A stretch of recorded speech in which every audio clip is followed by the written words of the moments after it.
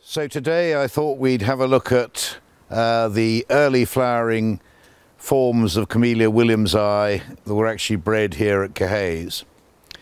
And I don't often mention the date when doing these sorts of little clips, but today is the 18th of November and I'm standing in front of the original enormous Camellia times williamsii November pink.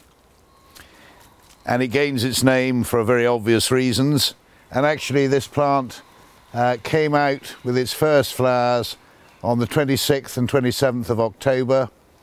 So this year it easily lived up to its name. We have known it slightly earlier, but there are other years when it isn't out until the first 10 days or so of November. And today we're looking at it at its absolute best.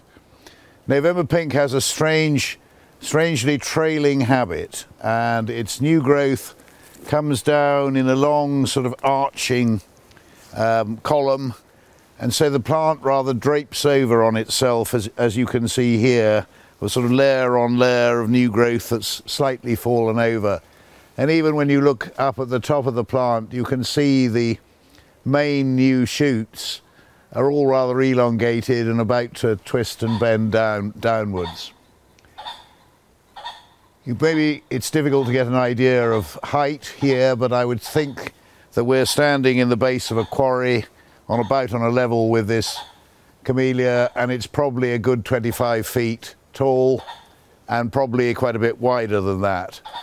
And you might well argue that it's actually coming towards the time in its life when it could do with a very strong haircut to allow it to rejuvenate itself. But frankly, when you see it looking as covered in flowers as it is today on a dull overcast day, what a wonderful surprise it is when you come round the corner and see this.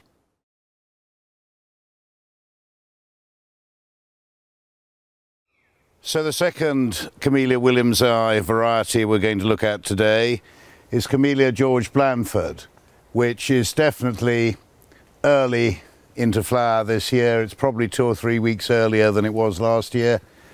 And as you can see, it's just coming out right at the top of the bush. It's far from full out yet, but it's actually quite cheerful nonetheless. And George Blandford is quite a variable flower. You see that there's a fairly nice sort of semi-double. But when you look at another flower here, you know, that's much more of a complete double. And the colour is much darker, almost a sort of bluish tinge to the reddish pink when it's in bud. But when it opens out, it goes a lot paler, as you can see there. This was one of the very first Camellia williamsii bred here to have a double flower. And the cross was between Camellia salunensis and Camellia Lady Clare, which grew since 1902 outside the front door. Today we'd consider that perhaps a fairly small double flower by comparison to some of the very blousy camellias that are around today in the trade and in our gardens. But when you think about it, very few of them are out in very mid-November. So who was George Blandford? George Blandford, who this plant is named after, was a gamekeeper and gardener here for 70 years. He was working and on the payroll for 70 years of his life. He spent a night or two on the Somme in the First World War, which as a very small boy he explained to me quite what it was like, with awe and horror, as you might expect. And today his ashes sit here fertilizing this lovely camellia, as do those of his son, who worked here as a butler for all of his life. So the two generations of Blandfords are amply represented in this lovely camellia named after them.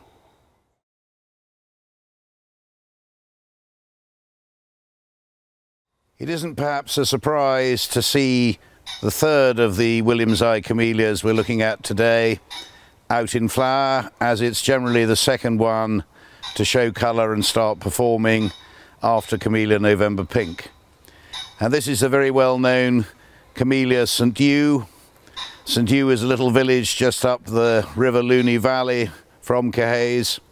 And this was one of the first crosses which my great-grandfather made in 1923. Crossing Camellia salulensis with Camellia japonica to produce something with hybrid vigour. And today Camellia St Ewe will grow in the toughest, windiest of locations and is perfectly happy as a hedging plant at the edge of a garden. This was a huge tree which we cut down 5 or 6 years ago, and it's shooting away again vigorously. But what you can see in some of the flowers where there's a little bit of damage is that the tits and perhaps other birds have started to go for the nectar and have started to start picking off the flowers and picking into the centre of them. You may think this is wind that's blowing those flowers down, but actually if we stayed here long enough you would see small birds enjoying themselves drinking the nectar of Camellia St Ewe.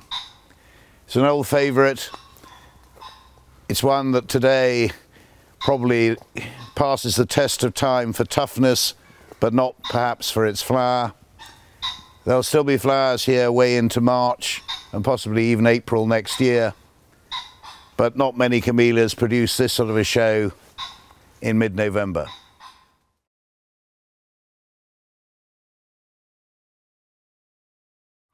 So our fourth Camellia williamsii, flowering in mid-November, is another old favourite. And this is Camellia J.C. Williams, named after my great-grandfather, and who bred it in 1923. It came out of the same batch of seeds as Camellia St Ewe, and unlike St Ewe, it's very seldom out in November, and quite often you've got to wait till nearly Christmas. But this year, in another mild autumn, it's just come into flower this last week, and some of the flowers are a bit uneven. They're not perhaps quite as uniformly light pink as one would often expect a bit later in the year. Perhaps the wind helped blow them open slightly prematurely. But it's a lovely, gentle, light colour. And again, this is a camellia you can use as a windbreak, which is exactly what we're doing here in front of the rockery. It's not nearly as vigorous as St Ewe, and it has a more containable, manageable, slightly spreading habit rather than being a straight up and downer.